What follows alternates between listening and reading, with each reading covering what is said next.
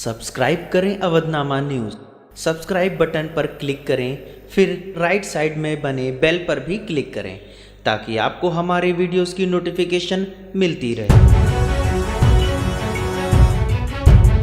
दशहरा पर्व पर हुआ भगवती जागरण। नवमी को कराया गया 101 कन्याओं को भोजन। गोरखपुर के नगर पंचायत कस्बा संग्रामपुर उर्फ उनवल के वार्ड नंबर 13 के तिवारी टोला में भगवती जागरण के कार्यक्रम के साथ ही कलाकारों व नगर पंचायत के कई अतिथियों को सम्मानित किया गया।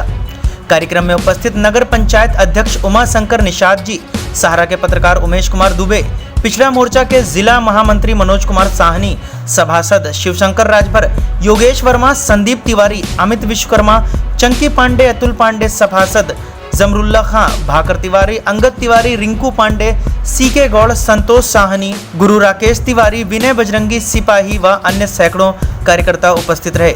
वहीं नवमी के दिन नगर पंचायत कस्बा संग्रामपुर उर्फ उनवल के वार्ड नंबर 10 में श्री श्री दुर्गा पूजा नवयुवक समिति द्वारा 101 कन्या पूजन कराया गया।